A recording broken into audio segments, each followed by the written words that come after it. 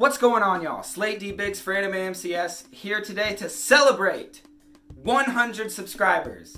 It jumped up quite a bit over 100, but so thank you to everyone that subscribed, and welcome to the channel if you're new. I'm going to try and spread my wings and do all kinds of different content, but I mostly talk about anime and manga stuff. So since this is a thank you for the 100 subscribers video, I'm going to be giving you my top 10 anime of all time list that's current, because I watch so much anime and my opinion changes on stuff that it moves around. Yeah, I might find some kind of golden egg that came out like 30 years ago that I just haven't seen yet. It's unlikely. So let's jump right into this list. My number 10 is Shingeki no Kyojin, or Attack on Titan. Attack on Titan is a very mature and just like super dramatic series. One of my favorite parts about Attack on Titan is the world building and later how the characters developed. At first, I didn't care too much for Isayama's character writing, but the story it's blown my mind.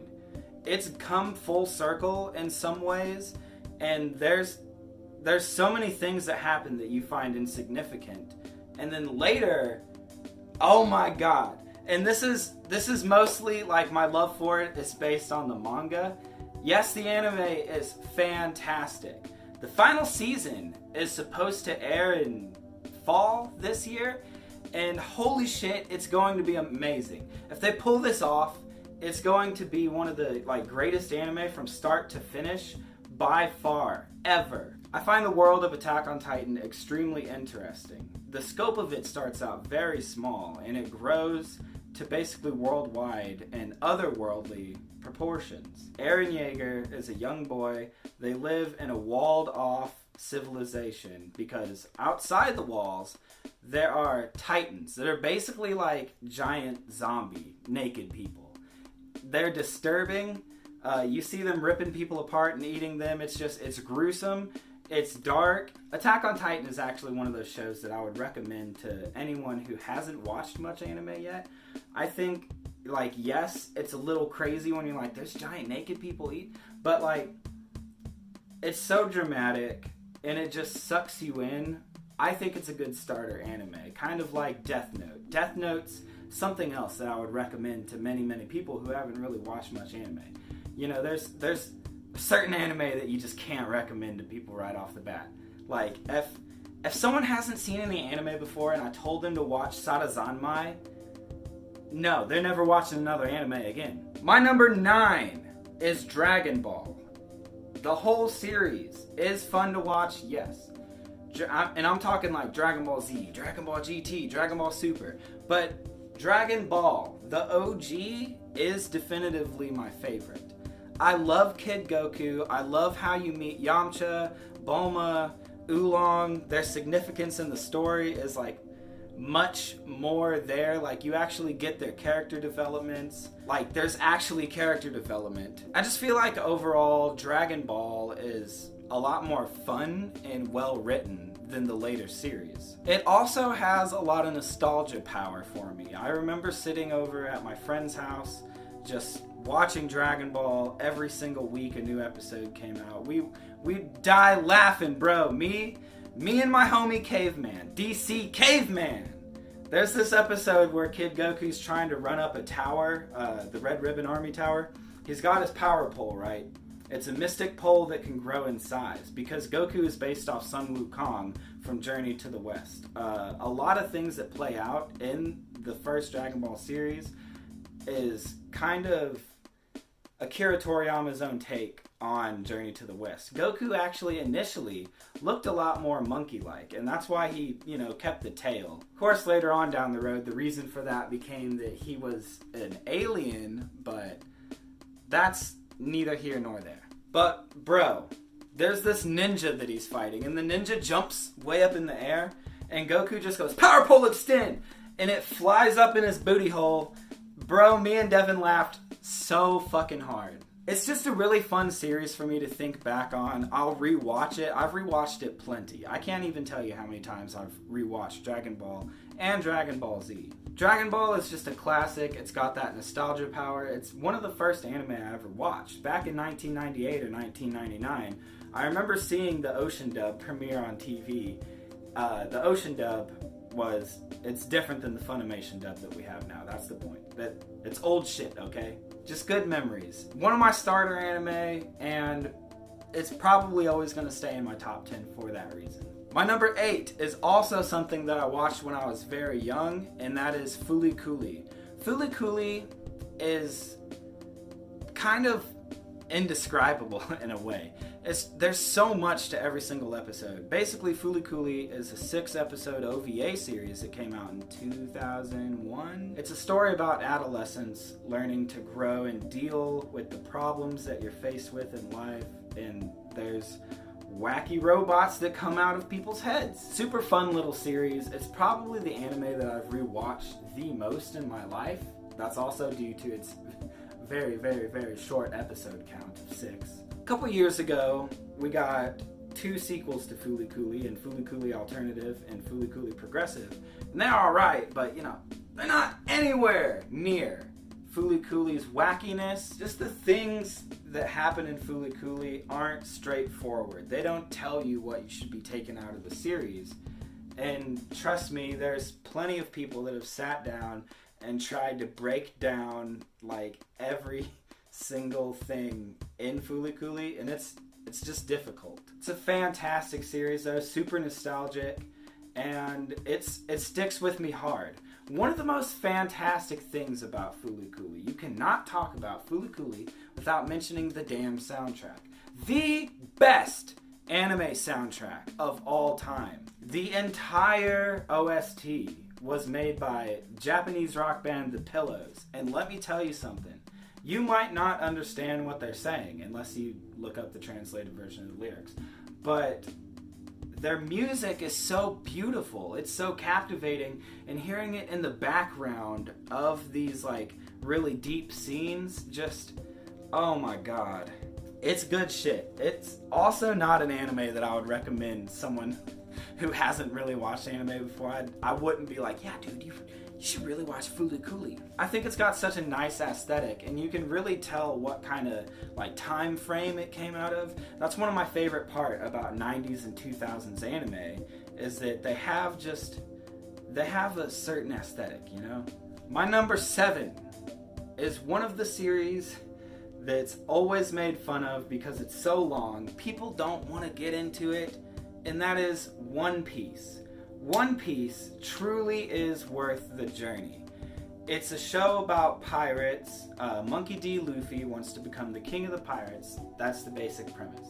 From then on, shit just gets wild. Eiichiro Oda's storytelling, his world building, his character writing is fantastic. It's such a long series because it's so quality. One thing about One Piece's anime though is there's a time skip at a certain point in the series, and after that the anime's pacing gets really bad. Like, it got hard for me to watch, and I actually dropped the anime. But it's still my number 7. Also for nostalgia, like I could go back and I could rewatch Arlong Park. I like every arc. My favorite arc in One Piece is Skypiea. Some of you are going to be like, what the fuck? Skypiea? Yes! I love Inaru. Holy shit. It's just, and Skypiea is such a nice encapsulated story, like from start to finish. It's like, that could be its own story, just, it doesn't have to be part of One Piece. Similar to how the Chimera Ant arc in Hunter x Hunter is good as its own just standalone story. Honestly, might have been better if it was its own standalone story. I don't know if I'm trying to make my anime fans happy or piss them all off. All jokes aside, I really do like Hunter x Hunter. Yeah man, One Piece, it hits you in the feels, bro.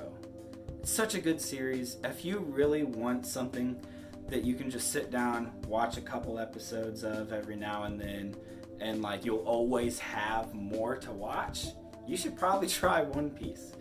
You'll get sucked into it. It's super intense. The fights are amazing. It's goofy. It's actually like really funny. Just an overall great series. My number 6 is regarded as one of the best manga of all time. But the anime adaptations have quite a bit of mixed reviews, especially when you include the 2016 series that came out on Netflix, I believe. But my number 6 is Berserk. Berserk is a beautiful, gruesome, dark fantasy series about a knight. He's not really a knight, he's more of a mercenary, really, like at the start of the series anyway. So specifically I'm talking about the 1997 adaptation of Berserk. If you want to watch it, the dub is on YouTube, like in its entirety, in a playlist. It's nice and packaged for you, it's great quality. Berserk's characters are fantastic. The world of Berserk is just dark, and you will get sucked into the relationship between Griffith and Guts. Really, all of the members of the mercenary group that they're in together, the Band of the Hawk, are all pretty fun. Except for Corcus. Fuck Corcus. The interactions between all of the characters in the Band of the Hawk, which is their mercenary group, really fun, and it's just a great series, especially if you're into philosophy and you like to pick out deeper things out of anime. Berserk is fantastic for that. Now, the 1997 series mostly covers the Golden Age arc. I personally haven't read the manga, but that's what I know, that's what I've been told. It's the Golden Age arc. And it's like, even without the rest of the Berserk story from the manga, I think this anime is just solid from start to finish. It tells a complete story of like Guts' upbringing. You get those flashbacks at later points, but you see the moment that Griffith and Guts meet, and then you see when they part. And when they part is when shit goes down. For any of y'all that have watched it, you know the eclipse, bro. Berserk is an older series, but it's not one of those things that's being powered by nostalgia for me.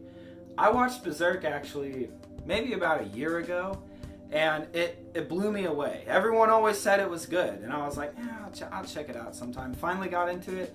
Holy shit, I still can't stop thinking about it. It's that good. And the OST to Berserk is fucking amazing. Holy, like, even the English in the opening, the ending is like, it's so deeply melancholic and sad, and it hits you different after you see the last episode. It's a 25 episode series. You can wrap it up real nice. It's fucking amazing. I would highly recommend it also as just a starter anime. If you haven't really watched any anime, but you like shit like Game of Thrones, like dark fantasy European style, definitely check out Berserk. My number 5 is probably the most important series to my growth in loving anime ever, and that's Naruto. Holy shit. I was always into anime. I'd wake up every morning, watch all the anime I could every Saturday morning. I'd be watching Toonami. I'd stay up late when I'm not supposed, like, I'd turn the brightness all the way down on the TV and put a blanket over it so my dad wouldn't catch me and beat my ass. I shouldn't say the beat my ass part. Sorry, Dad. I'm leaving it in there. But just so I could watch anime, I would stay up past my bedtime. I would fucking turn the brightness down on the TV. I'm gonna leave that there. The sword fell.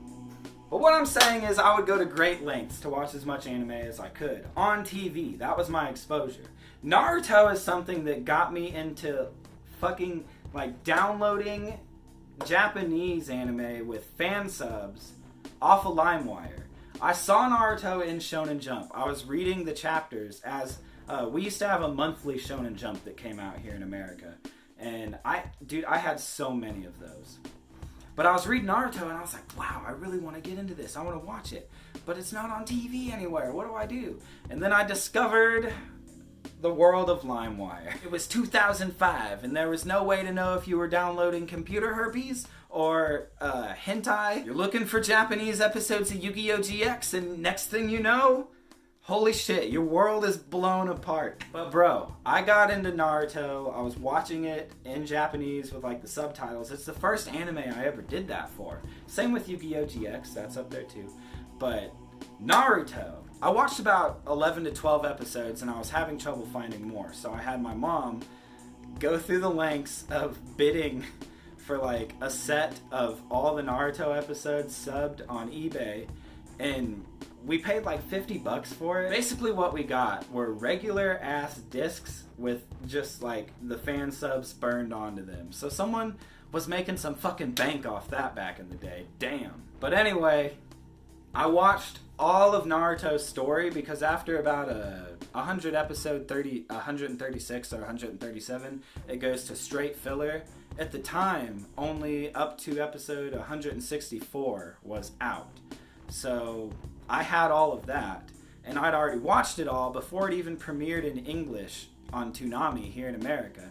So when my friends are like, oh man, Naruto's really good, and I'm like, oh, yes it is, you have to keep watching it, and we're like fucking calling each other, like me and my friend Chris Seeley, we're calling each other whenever Rock Lee and Gaara had that fight. And if you've watched Naruto, you know that Rock Lee and Gaara fight, holy shit. Naruto is just, it's very close to me. It's powered by a lot of style and nostalgia. You can kind of tell with Naruto, though, that Masashi Kishimoto is just writing it as he went along, and he didn't plan a lot of things out. It becomes very, very evident around the middle of the series, and especially the end. The end, I'm not sold on. I didn't really care for the end. So as far as like anime goes, when I say Naruto is this far up on my top 10s, it's part 1, just Naruto. The Shippuden anime was just disappointing to me because there is so much filler. They made you work so hard to get to the story. So yeah, shout out to Naruto, one of my favorite series of all time. I got made fun of a lot for wearing, like, I had a replica Naruto jacket in middle school. And you know, man, I was flexing my anime swag on people, but they're like calling me a dork. My number 4 is basically all on the merits of the manga. The anime adaptation, the first 2 seasons. First season, super duty. Second season, kinda duty. The third season has been amazing so far, but COVID-19 delayed it, hurting my heart. I was so hyped for the third season of Kingdom! Oh! No one's probably even heard of Kingdom besides a lot of my subscribers. You know, I know a lot of you are here because I cover Kingdom. You were probably waiting through this list like, oh, he's talking about anime. He's not going to bring up Kingdom. This is my fucking list, and I will put whatever I want. Kingdom is a fantastic series that covers ancient wars in China. So in the story, you follow Shin. You start out when he's like 16 years old. He's a straight up slave. They try and play it like he's a farmhand. No, dude is a slave. He enters the military after he ends up, he has to help the king of the state that they live in get his throne back. And like that's the intro to the series. It's called the Seikyo Rebellion Arc. It's actually one of my favorite arcs in Kingdom to this day. You basically just follow Shin and other characters that you meet along the way on their journey to try and unite China. And just seeing like the battle formations, the tactics, they're getting down with swords and glaives and riding on horses. It's just so fucking epic. I don't think there's any kind of historical like war series out there that covers any of this material as good as Kingdom. You got your like Samurai Warriors anime, you got like Sengoku Basara and some other stuff like that, but none of it is near Kingdom's level. Yusa Hisahara's art is just, it's up there, it's top tier. And like I said, the anime adaptation isn't too great. Hopefully we'll get an entire reboot of it. It's unlikely, but we'll see, because it is one of the highest selling manga in Japan right now. Unfortunately, it hasn't been localized here in the United States, which is pretty sad, but hey, I'll just read the manga online from the fan subs. You know, they do a damn good job of translating. I talk about Kingdom all day, so I think that's all I'm gonna say about Kingdom for now. My number 3 is an anime that I fell in love with as soon as I saw it, that's Samurai Champloo. Samurai Champloo is just a beautiful story about purpose, direction in life.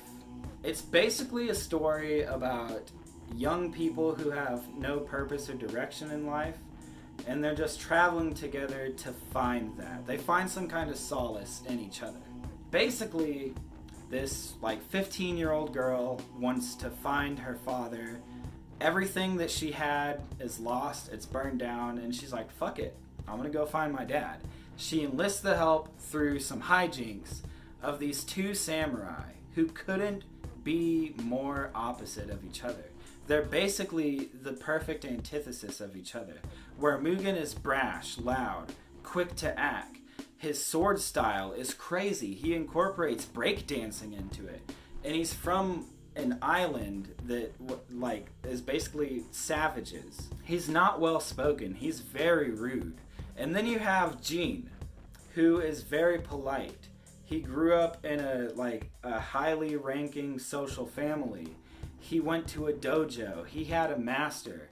His sword skill was passed down from generations, and he learned from the masters. He's very calm, cool, collected, and that's why the color scheme that Jin represents is blue. His sword flows like water, while Mugen's fighting style is more like a hurricane.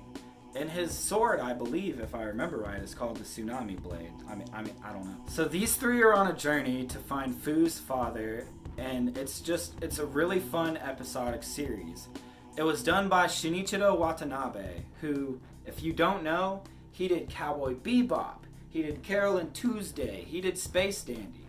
He's a very, very, very well-known director and very widely regarded as one of the best. One of my favorite things about Samurai Champloo is how it mixes together cultures of hip-hop and traditional Japanese.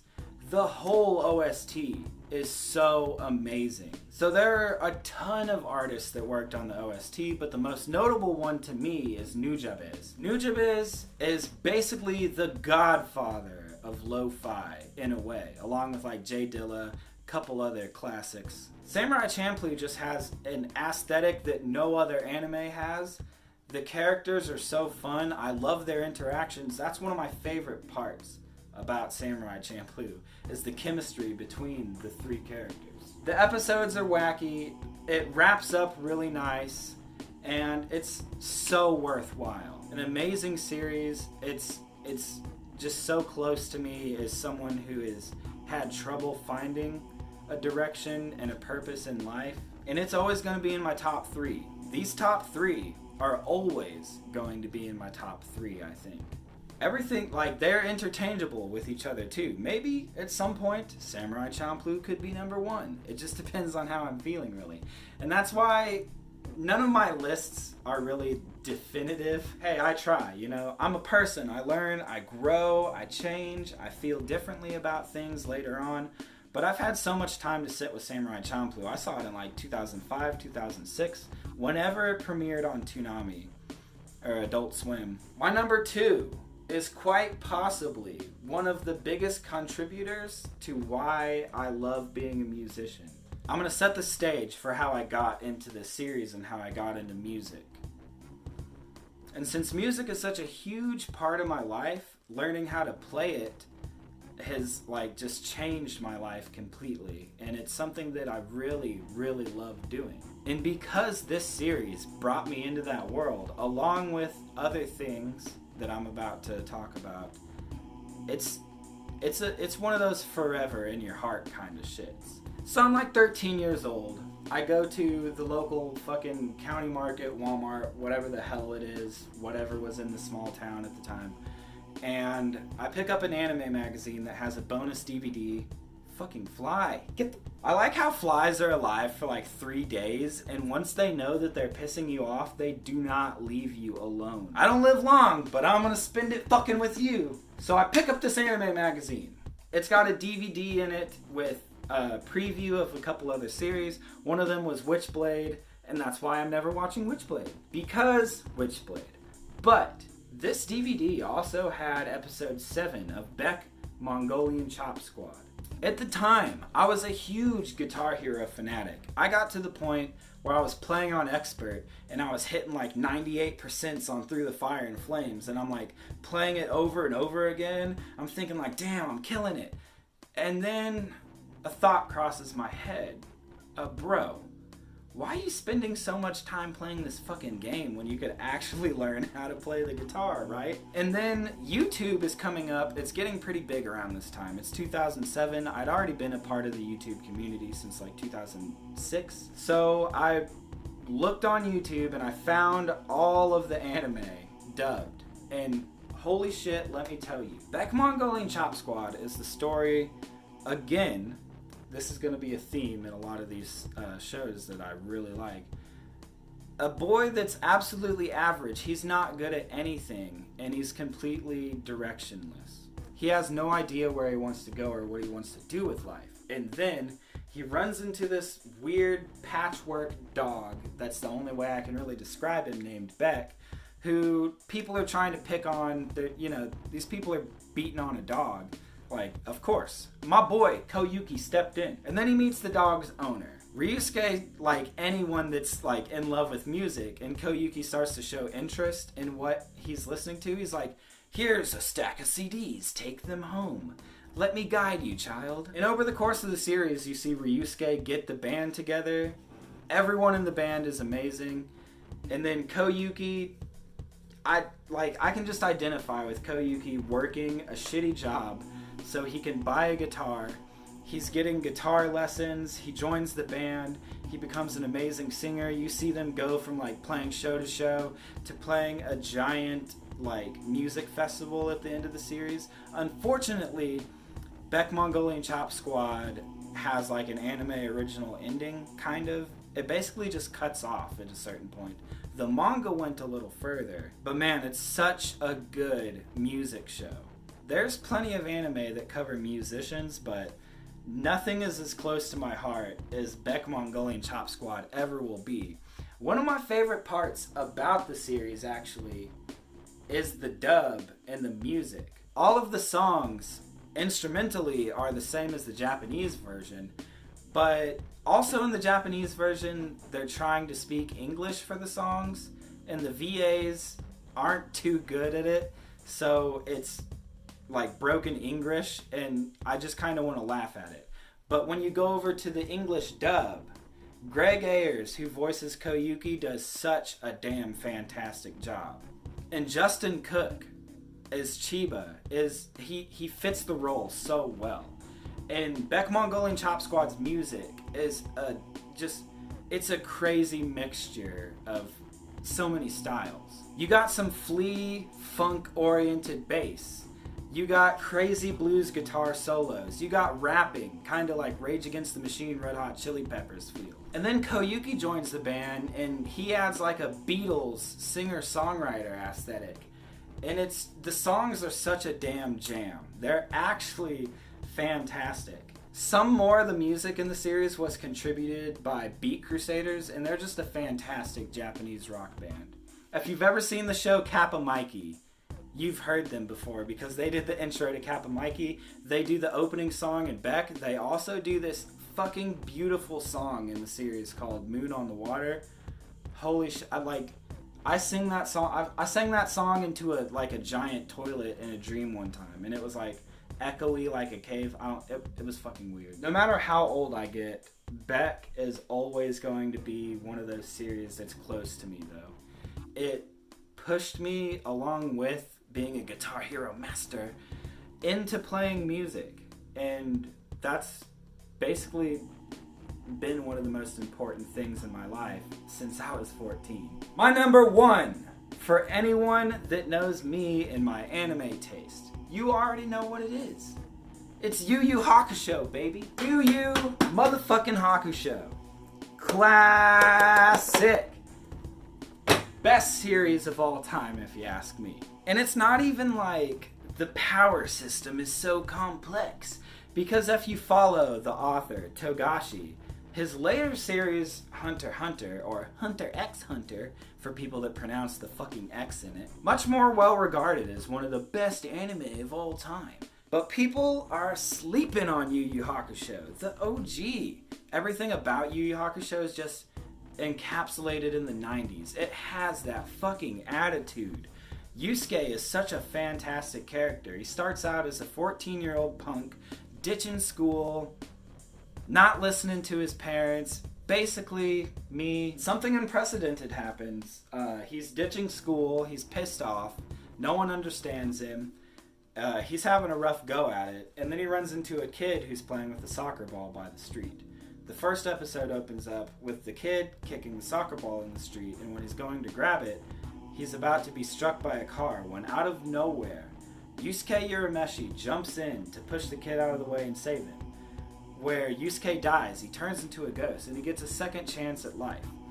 And in these first and second episodes, he goes to his own wake. And you see all of the characters interacting like who you just met. And you're already picking out like, that guy's terrible. Ooh, I hate that guy. Wow, I love the principal. He's so damn respectable. And then Kuwabara, who you think is kind of a scrub because he's like Yusuke's rival, he shows up to the funeral like he's completely torn apart. He's crying. He's throwing his fists because Yusuke, they kind of bonded in a way through their fighting. Yusuke was someone that Kuwabara could never beat. And that moment is so fucking emotional. Like, the first time I watched it when I was a kid, I cried. And I've cried to it many times because I'm bitch made. It's good to cry though. Don't hold your feelings in. Don't bottle them up. And Yu Yu Hakusho is one of those series that teaches you that, you know, you need to learn and grow. And it's just so fun. It's got that perfect aesthetic that I love. The theme songs are bops. There is a deepness to it. And there's also, like, you can just kind of shallowly sit there and enjoy it. You don't have to overthink about the characters' motivations, people's philosophies, and that's there, but it's not really the focal point. At certain points it is, for sure. The Dark Tournament arc is also, it's very long, but it's regarded as one of the best tournament arcs, and dare I say, one of the best arcs in anime of all time. The chemistry between, sure, Kuwabara and Yusuke, but you also got the other two members of the group who are demons, named Kurama and Hiei. Damn, just that squad is the best squad in anime. Such a fantastic series. I haven't done a single Yu Yu Hakusho video yet. I'm kind of saving it for when I learn and grow and I'm a much stronger writer. What I actually write my videos. For those of you who watch my chapter reviews, just know I do not script those out. And it's probably very easy to tell because I just ramble, dude. So that's my top 10. Let me know what your top 10 is. Did you like any of my top 10s? Am I whack for putting any of those on my top 10? Is there one that you're just thinking, bro, surely not so though. I mean, you might be like, well, where's Full Metal Alchemist Brotherhood? Where's Death Note? Those are on my bigger list, just not the top 10. They're in the top 20 for sure. They're in the teens. But really, thank you so much.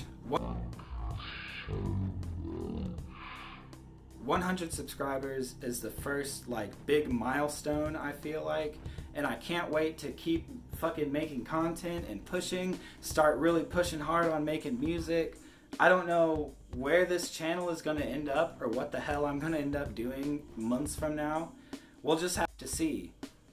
For now, just thank you for watching, thank you for supporting, and I'll see you at the next upload. Peace out.